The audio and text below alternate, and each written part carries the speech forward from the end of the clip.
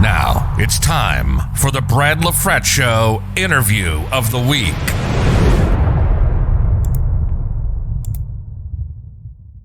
Brad, it's an honor and privilege to have my next guest. He finished his career at Iowa State with over 2,000 yards at over 5 yards per pop. He is none other than Iowa State running back Mike Warren. Mike, it's awesome to have you on the program. Thank you for joining me. Yeah, absolutely. It's a pleasure to be here. I just want to thank you for allowing me to be on here, tell my story a little bit, give the folks a little bit of background, and, hopefully we'll have some pretty good questions lined up. Absolutely. Well, there's no better way to start. I had your former teammate of yours, Joe, former Iowa State punter, Joe Rivera, on the program. Oh, yeah. About a month and a half ago, and he called you the ultimate teammate. Hearing that, what does that mean to you? The ultimate teammate, pretty much doing whatever it takes to make sure we have success, whether, I'm involved in that or not. Making sure the next guy's ready or whoever else is playing, making sure that they're ready. I would say that the biggest thing for me was, like I said, I always wanted to be kind of the guy that everyone looked at as, if he can do it, I can do it. All this stuff happened to him. It's possible to continue to get through it and continue to help others, whether or not you're having success or not. That's great stuff, man. Let's take a step back. You had out of high school, you had offers from Iowa State, Washington State, Wake Forest, Tulsa, Toledo, New Mexico, and Southern Mississippi. I might be missing some, but you were highly sought after.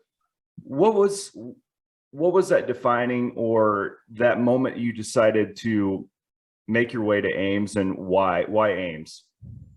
Yeah. So, oh man, I'm trying to think back now. It's been a while, but going into my senior year of high school, I had one offer, which was Central Oklahoma, D2 school. Forgot where they were located at, but D2 school. I thought I had made it. Like, wow, I got an offer. Like, everything's going good. And then, going into my senior year,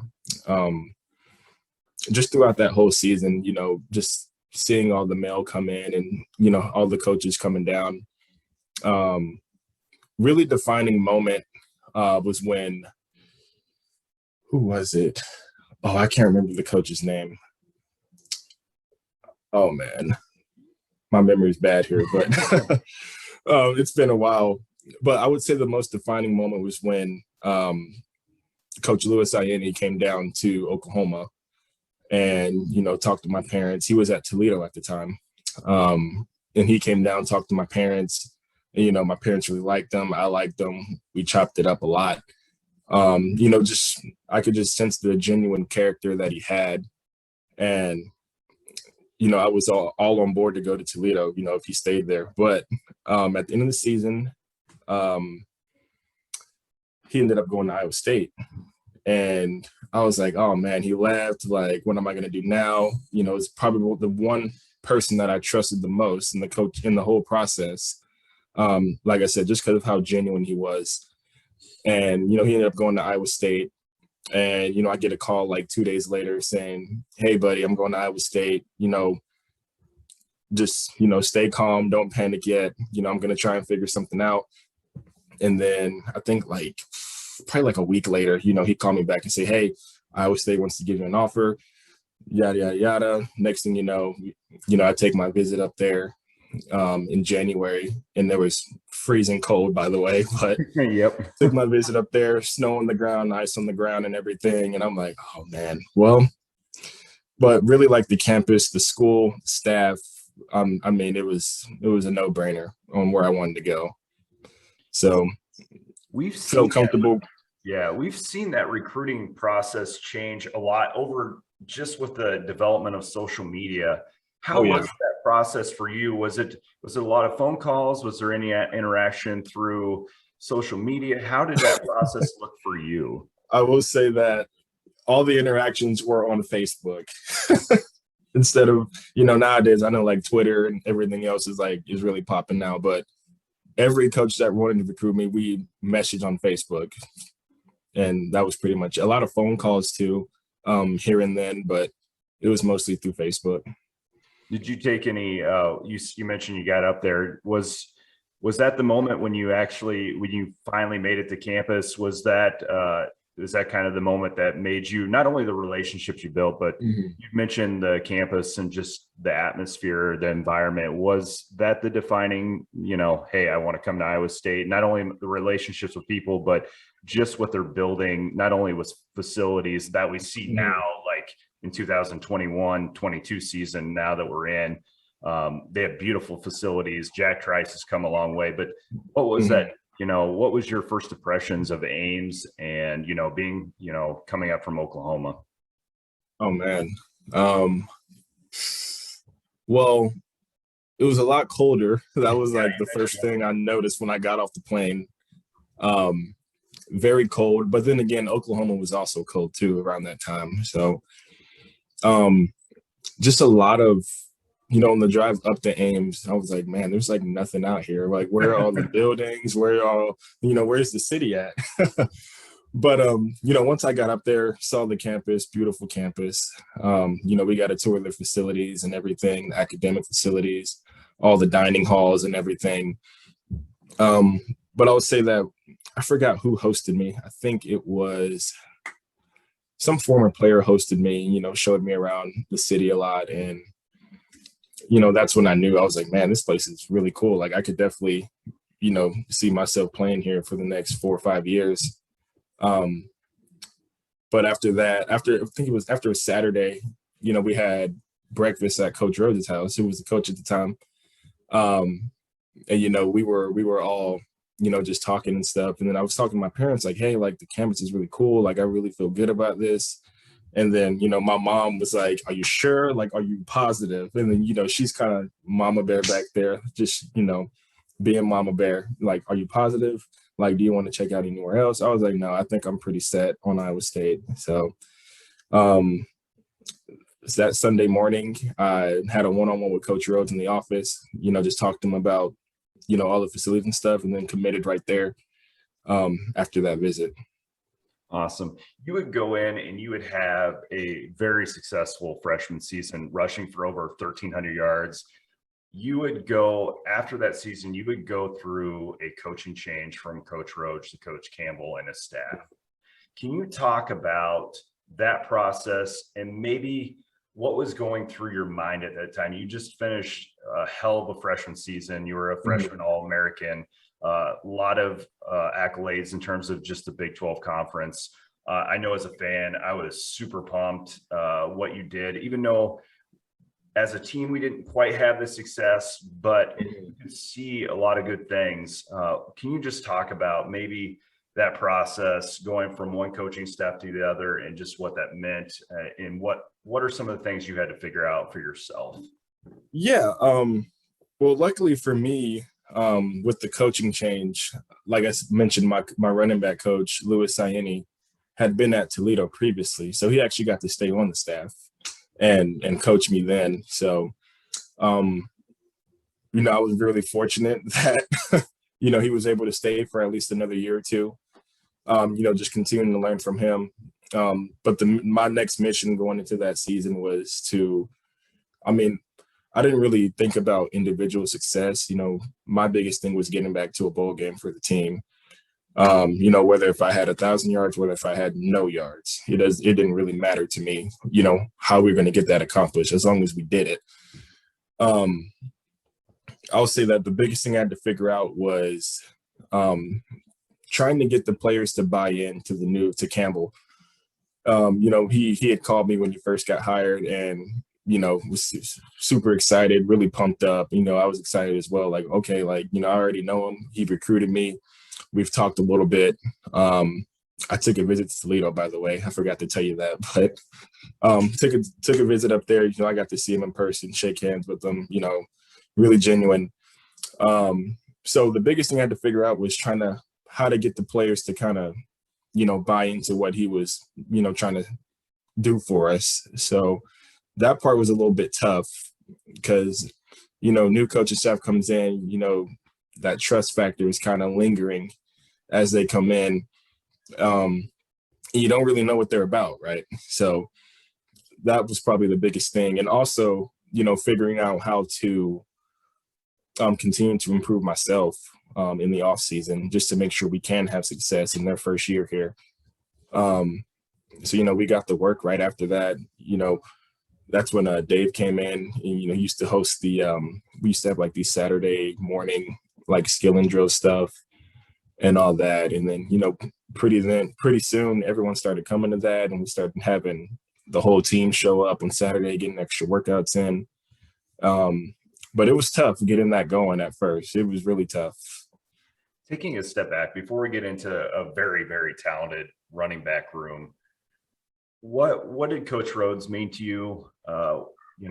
Looking back at his time, what are some of the things that you've taken from Coach Rhodes and, maybe that you used even today in your own personal life, some wisdom or something that you learned from him? Oh man, I've learned a lot from him.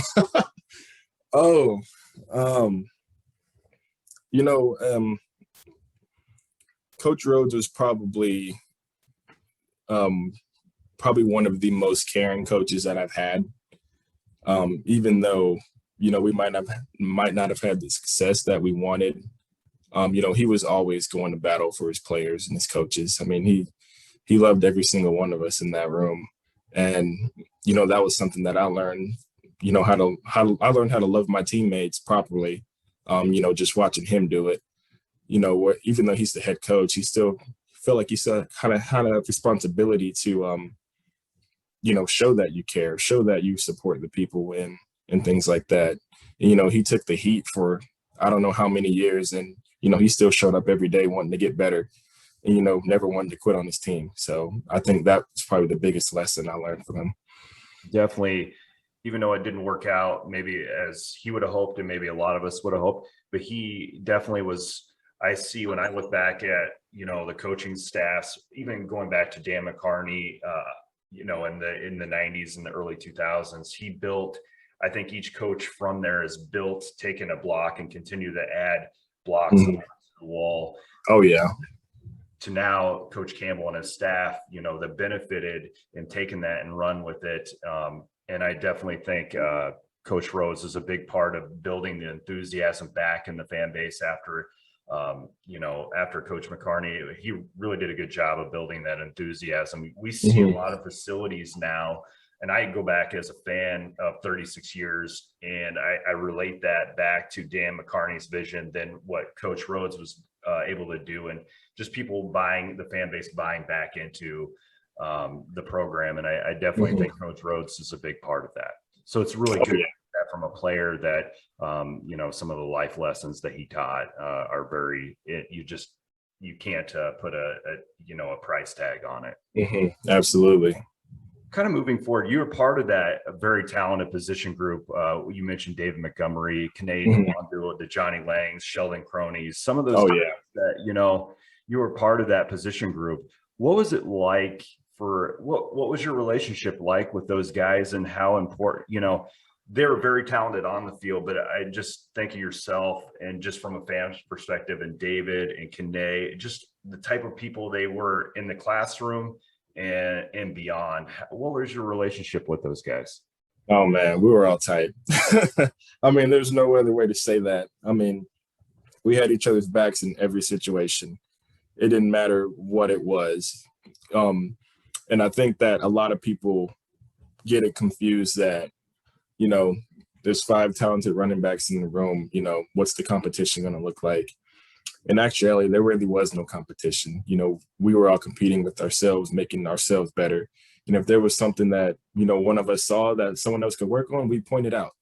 There was no holding back. We never, spared anyone's feelings. If we saw something that you needed to work on, we're going to tell you, and then we're going to try and help you do it. So I would say I'm pretty tight with pretty much every single one of them still. I talk to them almost every day. Maybe not Dave, because Dave is Dave. Dave, he really prioritizes his family time and the people he cares about. So I don't talk to him as often, but when I do, it's always good. It's like a, good game, or, if he got injured or something, get well. I actually just saw him in Chicago a couple weeks ago or a couple months ago. So that was good to see. But no, pretty tight with all those guys still. My wife's a big Bears fan, so we'll sit down and watch the Bears play on Sunday. And he, it seems like David always has been kind of a guy from my perspective that's worked really hard, but some of the offseason stuff he's really worked on is speed and agility and that quickness. And man, week one, even though it didn't work out for the Bears, they played a really good Rams team that I think could play in the Super Bowl this year, just my opinion. He ran really hard and he topped that 100 mark again and had another touchdown. It just seems like he's someone that's going to continue to get better and better. He just guy that doesn't stop. He's always trying to perfect his craft. Oh yeah, that's Dave always. Funny you say that. He's probably one of the hardest working people I know, and if you tell him he can't do something, he's going to turn around and make sure that you're going to eat your words. And, that's one thing I really admire about him is that when he's all into something, it's all in. Like, it's not, half stepping. It's what he does. It's just how he was made, how he was built different, honestly. And like I said, he's probably one of the most talented players I've ever played with. Like I said, I love him to death. Like, he's one of my greatest friends. And, even though we don't talk on the daily, but I mean, communication doesn't have anything to do with friendship. I know if I needed something, he would probably try his best to do it for me. Or if he needed something, I would, no hesitation, I would try and do something for him. I mean, like I said, the bond that we had as he came in was really good. And like I said, we just made each other better every day. Every single day. Speaking, Coach Campbell and Coach Rhodes, there was a great. There seems like Iowa State's always had really, really good solid running back room, and it's no different currently as of the last couple of years. Currently, Iowa State has a very talented backfield with Breece Hall and Jarrell Brock. I know Eli Sanders and a couple other younger guys now coming into the program. How would you say that maybe compares? I don't know how much you've watched this group play over the last couple of years, the Breece Halls and the Jarrell Brocks of the world. What do you see in those guys in that room? It's very talented, like similar to a running back room that you were part of. Very, very talented. Do you see any comparisons in the way they run or how they go about their business? Yeah. Well, I would say that. They have all the tools to be successful, which, was back in like the running back room that I was in. We all had the tools to be successful. We all did things differently. We were all good at different things. So it's kind of hard to compare them on what they do well and what they don't do well, because not everyone's going to have the same running style or, have the same strengths and weaknesses. So I would say that, Breece is more of the downhill guy. He can make a guy miss and, take it the distance. I feel like I haven't really seen that much of Jarrell, but from what I've heard, he has the juice too. So, I mean, I'm not going to take anything away from any of them. I think they're, that whole room is pretty good and they're going to be good for years to come. They just got to keep developing. Don't pressure yourself. Just, 1% better at a time. I'm kind of curious quickly. Yeah. They play UNLV tonight as we're recording. Full disclosure on Saturday morning before the UNLV game.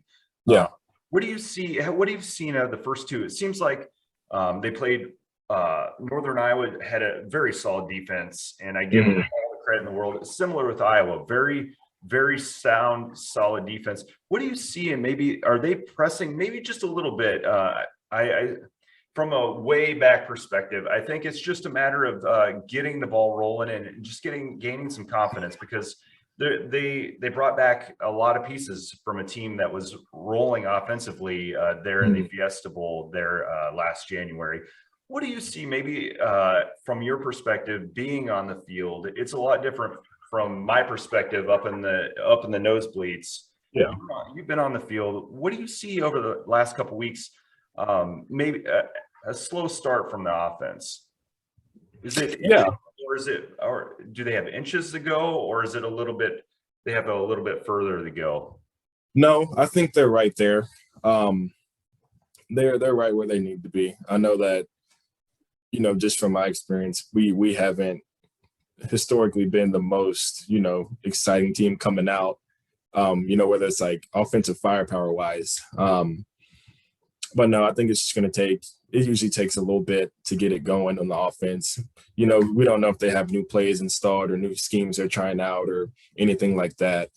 But no, they'll figure it out tonight. I'm pretty sure. I think they'll be pretty good. I definitely agree.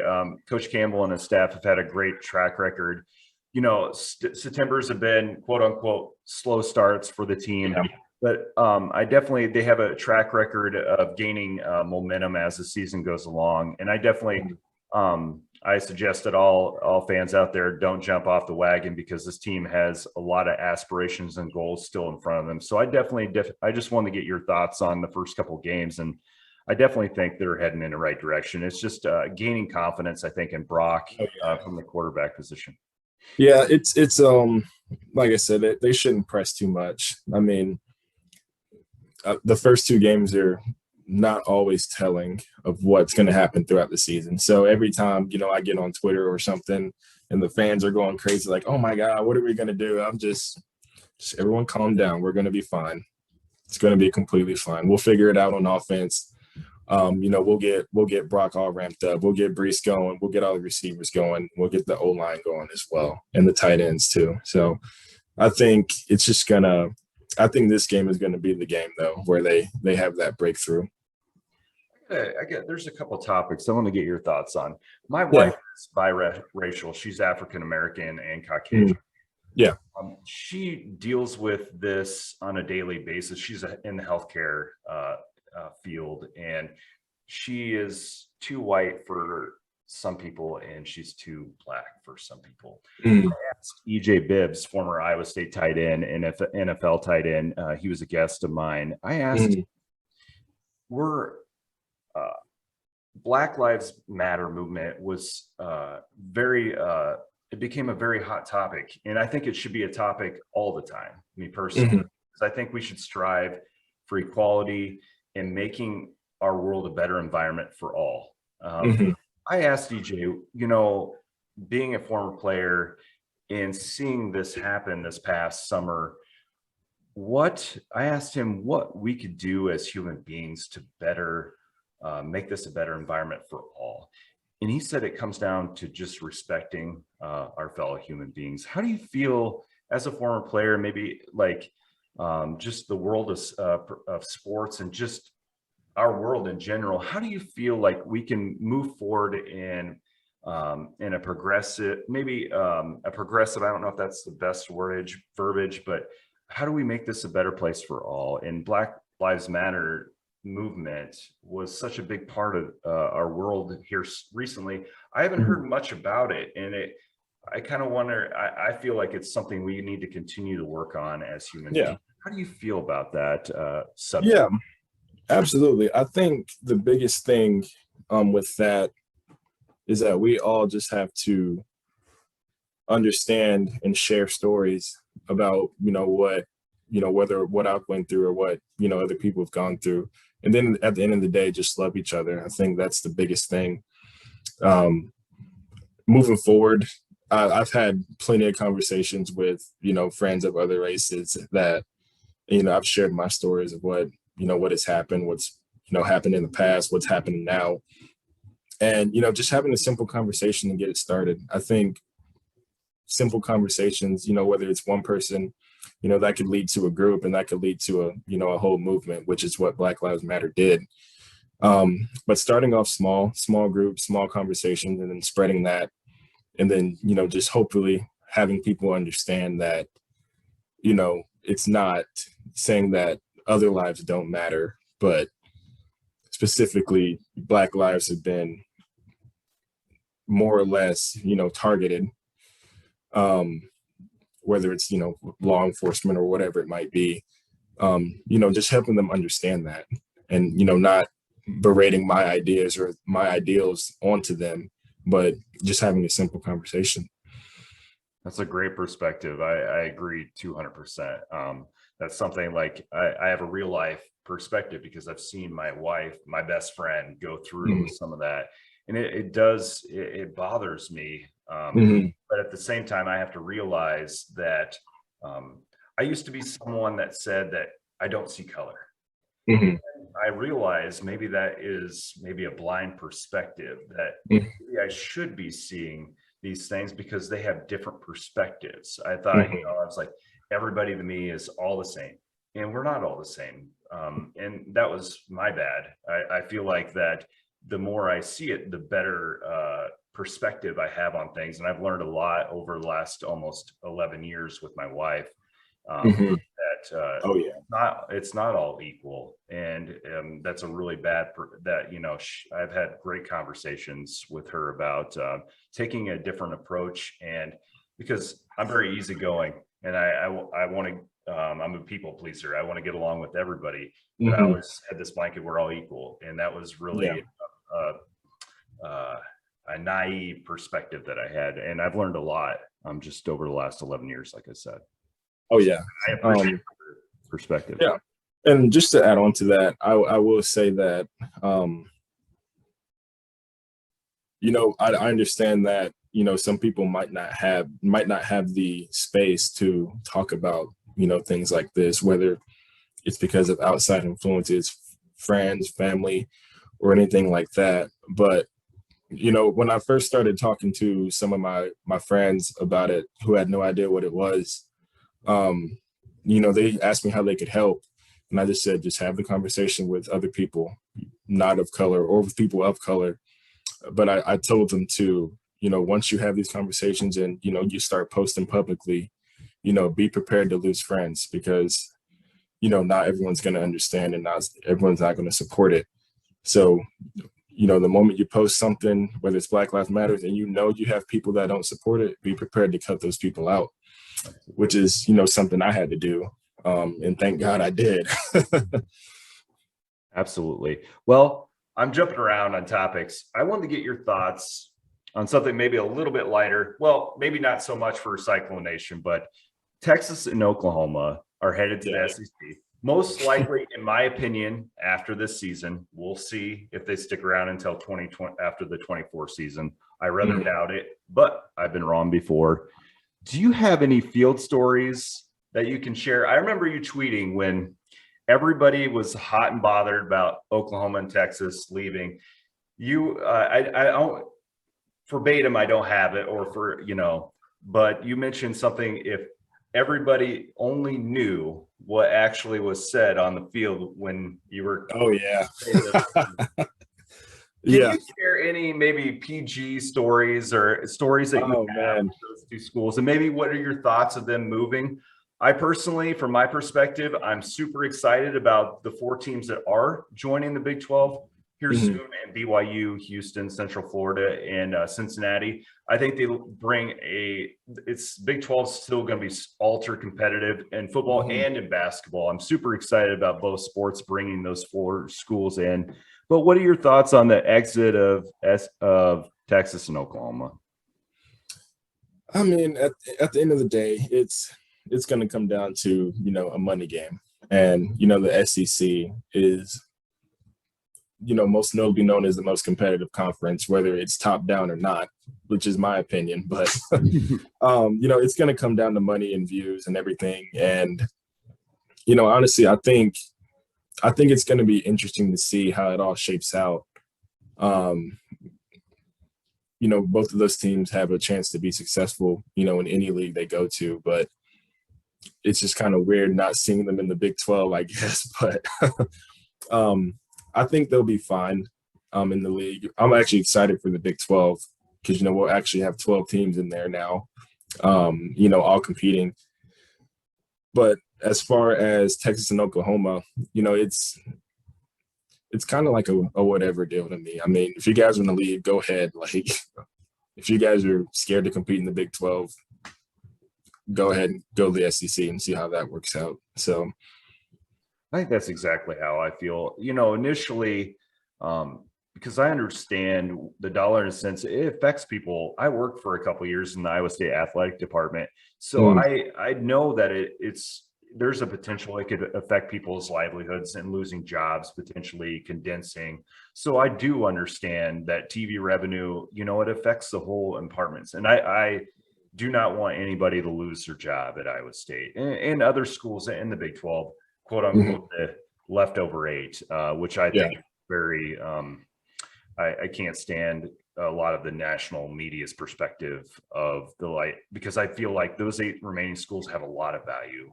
I'm like, you look at Baylor just won a national championship in men's college basketball. And I think that has a lot of value, even though people don't, see basketball level as college football. And I totally understand that football is the breadwinner. It brings in the most money.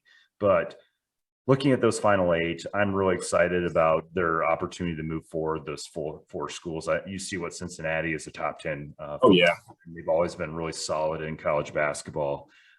You look at BYU has a tradition. Then Houston is a big market, not only for recruiting, but for viewership as well. Then you have Central Florida is, Iowa State, and Matt Campbell has done a really good job of turning the recruiting around here in the state of Iowa. But I feel like Florida, we have some great players from Florida, and that's just another area to open up recruiting even more. So I'm excited about the move. And I kind of have the same sentiments by Oklahoma and Texas. It is what it is. I'm not going to sit and worry about it anymore. I just wanted to get your perspective on it. Oh, yeah, absolutely. I am jealous that when they do join the league, that they'll be traveling to those stadiums because I heard they're pretty cool. So I might have to catch a game or two. Absolutely. You look at another hot topic this summer, along with realignment, Black Lives Matter, some of the social issues, was name, image, and likeness. And this had been coming for a long time. And, you have a quarterback in Bryce Young at Alabama, hadn't started a game, and he had $1 million contract, not contract, but sponsorship. Then you have Clemson's young sophomore quarterback that signed with Dr. Pepper. You have deals like that, and King at the quarterback at Miami also has a similar deal with the gym. What are your thoughts on that? And how would you specifically you handled that if that was an opportunity when you were, at Iowa State? Oh, man, that would be insane. I think it's good for the players, honestly. I mean, as much money that the school makes off the players, I think the players should be, rewarded in some way. Then I'm not talking about, 50 mil swipes at the dining center, like that type of reward, but having a little bit extra money. I mean, if they're doing it, if they want some extra income, they should be able to do that without having to sign a form or anything like that to make sure, the NCAA is compliant with everything. All the compliance stuff is just, it's a hassle to keep track of. So good for the players. I think this should have been passed back when I was playing, but I'm glad to see that we're moving in the right direction, because basically college football is a full-time job, and the great ones should be compensated, whether it's in money or sponsorships or whatever it might be. So it's good for them. Now if I had it, I don't know what I would do. Honestly, I have absolutely no idea. The NFL players have a players union where they're represented and have kind of a voice at the table. Do you feel like that it might be eventually down the road, it might be necessary? I know there's some form of players unions in college with specific schools they have. I know John Kohler was on here, Charlie Kohler's brother, and he said at Ohio State they had a kind of a governing body where for all the athletes, whether it's soccer, gymnastics, women's swimming, whatever it was, they kind of have a governing body. Do you think eventually maybe a college football, maybe players union to make sure that they're represented in these sponsorships and deals that they're making in an appropriate manner? I think that would be a great idea. I mean, it gives the power back to the players, such as the NFL. I think that'd be great, just to kind of discuss things and, just see where everyone's headspace is at, whether it's, one representative from each team or each conference or whatever it might be. I think, maybe having like a, bi-monthly meeting or something, or a monthly meeting, just to discuss the state of, college athletics. I think that would be a great idea. Also something that they've moved forward with, and I don't know if this is specifically new to this season, but I know that some players that opted to go and play at the NFL level, if they did not make the team, they were able to come back to college and play that COVID, that extra year of eligibility that COVID, the pandemic, I guess, I don't know, provided. Yeah. I know a player, a player at Colorado, was cut, and he came back to Colorado and is playing this season for Colorado. Do you like that? I specifically, as a fan, I love that you're giving the option to the student athlete to test the waters, but if they don't make it, they're able to come back for their senior year. What are your thoughts on that? I really love it as a fan. I like that. I know that basketball has done that for a long time, but I hadn't heard anything about it with football recently. I think that's a great idea. I mean, why punish a player for wanting to go pursue his aspirations? And if he doesn't make it and has a year left, let him come back, see if he can get better, and try again next year. And a lot of times, there's times and cases, most people have the best interest for the student athlete, but sometimes they're given bad advice, or, it just doesn't work out the way that people think it might.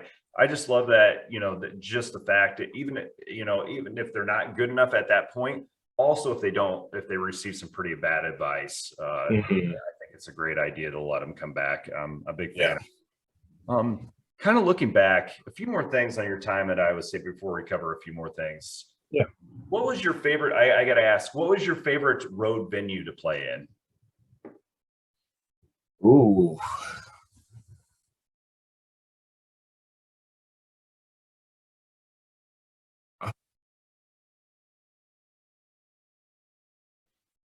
Maybe the fans were respectful. Maybe we'll go that way. Maybe a road venue where you knew the fans were respectful and knowledge. And maybe I've heard some bad things about Texas Tech down in Lubbock. They're pretty hard. They're right on top of you, and they have a lot to say. Maybe a favorite road venue, and maybe a least favorite road venue that you had. Yeah, I would say favorite would probably be Texas was pretty good. Night game in Texas at at Royal Stadium. That was pretty sweet. Least favorite will probably have to be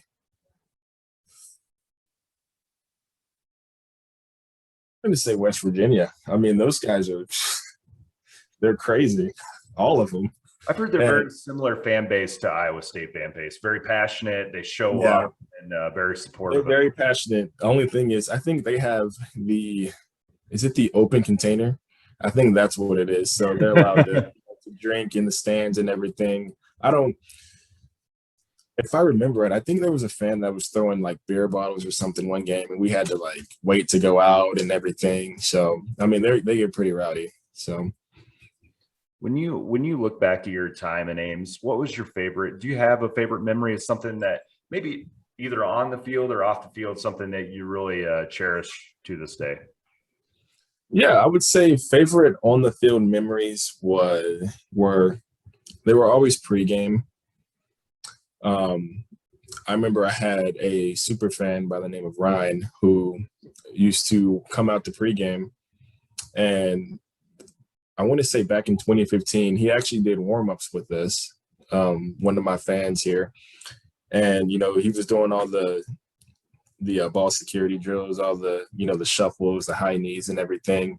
And, that's one memory I probably will never forget. It's probably the coolest thing ever. Just having him with his little football helmet on, little pants on and everything. And, just being able to share that memory with him, make his day. And, I still talk to his family and everything, 6 years later, watching him grow up into the kid he is now. So that was very rewarding back then. Shout out to Ryan and his family. If you see this, I'd love to share it with them. You mentioned earlier about Coach Rhodes and just he instilled a love for not only the game, but for your teammates and your staff. I'm curious to get what has been your best advice that you've received during your time in Ames, maybe in relation to not only playing, but off the field? Ooh, that's a great question. Best advice I've ever received. I've received a lot of good advice, but probably the one that sticks with me today is to be more selfish with myself. Um, that's kind of at first when I was given that advice, I didn't really understand it. Um, what do you mean be more selfish? Like I'm here with the team, doing what's best for the team and everything, making sure everything's good. And it wasn't until last year I finally understood what that meant. And be more selfish as in take care of myself, do what's in my best interest. You don't always have to put yourself last. But at the time at Iowa State, I wasn't thinking that way. I was just thinking of how we're going to be successful all together rather than my individual success, which I never really worried about anyways. But now that I'm here today, I understand it fully that you always have to do what's best for you, and then be happy. That's another great piece of advice, and that's what I tried to do. Even if I wasn't playing the past 3 years or 2 years of my career, I always had a smile on my face. I was always happy with the people I was around. I was hanging out with friends and family all the time.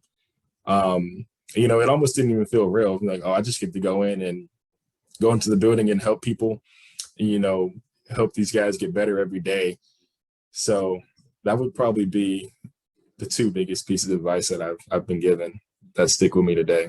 I'm kind of curious, and you don't have to answer this if you don't want to, but I'm curious. The NCAA has allowed players a 1-year kind of before you had to sit out when you transfer. They changed the transfer rules. Mm-hmm. I'm not. Maybe going back, if this was in place, was that something that you would have considered, or was that relationship with the staff and the guys that you went to work with every day, was that you mentioned your mindset has changed a little bit. Mm. Is that something maybe you would have considered, looked at, maybe an opportunity to play more somewhere else, or was your relationships, even if that rule was around, would have kept you in Ames? Honestly, I don't think I would have changed my decision on staying. Like I said, I was so bought in and had invested so much that I felt like it would have been a slap in the face if I left all those young guys out there, the rest of my teammates as well. I would say that, I made a commitment to Iowa State, so I'm going to keep my commitment and finish it out. I also made a promise to my mom, too, that I was going to graduate college and get my degree. So, leaving was, I would probably say there was a 5% chance that was going to happen. Fair enough. I hearing that, I was a big fan of you before I had this opportunity today, but hearing that, it makes it's just because as a fan, you're always, through the lean years when you're winning 2 or 3 games, it's easy to jump aboard to that team over there that, is winning championships.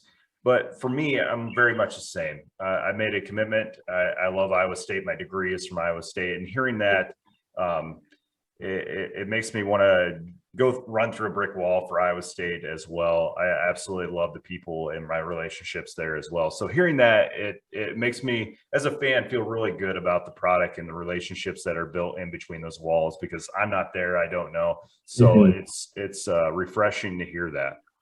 Yeah. And, one thing about transferring is, and not to sorry to cut you off, not to judge those people, because I feel like college should be a place where you're happy and you're feeling your interests and what you want to do with your life. So I don't pass judgment on those that feel like another place is a better opportunity for them to do their dreams. So that's not what I'm saying at all. Oh, no. That's not how I took it.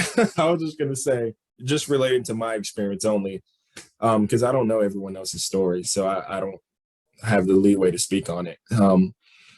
Just related to me, transferring for me was, it's kind of the unknown. I'm at a place where I know the people. I have the relationships here already. I've already been here for 3-4 years. I'm on the way to graduating. if I transferred somewhere else, there's no telling what would have happened. It's a lot of unknown. I could have been in an even worse situation if I transferred. Who knows? But I did know that the situation I was in, I was making the best of it. So I think for me, it was kind of a no-brainer to stay. Maybe I wasn't getting the success I wanted, but that shouldn't stop me from helping somebody else get to where they want to go. You mentioned that getting your degree was important to you and your family. Mm-hmm. Can you talk about how important that balance in between being a student athlete is? You were you were on the academic list a couple of times for the Big 12 Conference. How important was not only that kind of acknowledgement, but just being able to finish out and get your degree and what it means to you today? Oh yeah, being a student athlete it's tough. How tough is it? Can you explain that? Because yeah, a lot of fans just see, okay, you're getting the travel, blah, blah, blah, this and that, game day. They don't see all the work that's put in, not only to better yourself on the field, but off the field.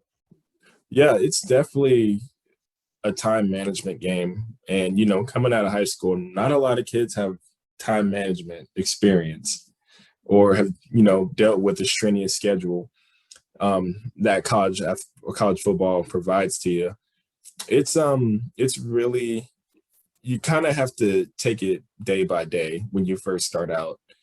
Whether that's 6 a.m. workouts, 8 o'clock class, and then you go to tutoring at noon and then practice in the afternoon and then, film and everything after that.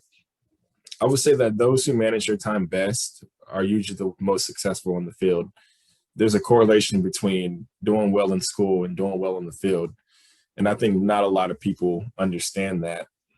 Because, obviously you came to school to play football. But if you can do all the little things off the field, the little things on the field are easy. Absolutely. I'm kind of curious. Have you considered getting into any coaching or doing anything? Because you have a lot of great perspective, not only on knowing what you're doing on the field, but you have a way about you of just communicating and taking pride in kind of the environmental aspect of the game. Have you done any coaching since you left Ames? I have not done any coaching at all. I thought about it. I've kind of been going back and forth with it for about 2 years now. I think I want to start out small. I have a local high school down the street from me that, I've watched. I actually went to go watch those guys play yesterday, just because I had some time to kill. But I think I would start small. But I think the biggest thing for me why I didn't want to get into coaching is because, in all honesty, I didn't have the passion for football anymore after I was done playing, and I didn't want anything to do with it. I didn't want to coach. I didn't want to watch it. I didn't want to do anything. I didn't watch the NFL draft. I just completely disconnected from football, which I needed after spending all the time that I did, playing it since I was about 6 years old. So I just needed some time to decompress. And, I didn't want to force myself to do something that I wasn't going to be passionate about. So I've come back and forth with it for a long time, but no, I have not coached anything. Well, we all love sports, and I grew up I love football. I like a lot of different sports. I enjoy watching the Olympics with my wife, but I grew up fans of it came to Iowa State. Johnny Orr was a legendary Hilton Coliseum, and Johnny Orr and Fred Hoiberg were synonymous with my childhood. And being able to go up to Jack Trice Stadium, and it had a hot tub and had turf. When I was young, I was able to go up and down the football field, and I just fell in love with Iowa State. But I also have a love for Michael Jordan. Was someone that I loved growing up watching, and I really gravitated towards him. He's still one of my favorite athletes. I have other athletes like John Elway was a favorite of mine watching. So I have and I love pro wrestling. My soap opera, I absolutely love pro wrestling. So I have many different athletes from many different genres and sports that I put up on my Mount Rushmore. Who is Mhm. look at your Mount Rushmore of who your favorite athletes or coaches are? Who would be at the top? Ooh. The top athlete.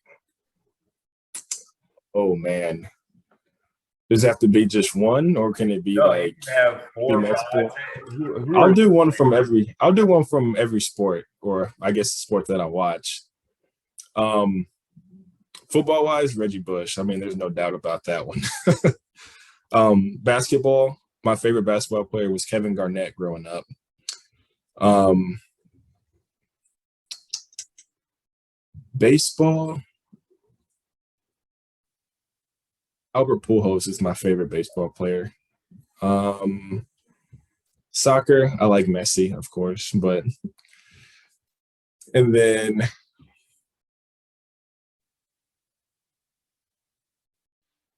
that might be it. that's a Yeah, that's that's probably it. Yeah. There's a quote. We'll end on this. There's a quote that I live by and I reflect on in my personal life with my family, but also at work, that kind of keeps me grounded and motivated. And that quote is, "Do good, be grateful." What are 3 things, Mike, that you're grateful for? That I'm grateful for. Oh, number one, God. I mean, that's a no-brainer. I wake up every day just thankful that I woke up. God, family, and then friends. Honestly, those are the 3 things that are most important to me, and will probably never change. Honestly. Absolutely. I also have a quote that I go by. Actually, David had said this quote one time. It stuck with me. It's if you want to go fast, go alone. If you want to go far, go together.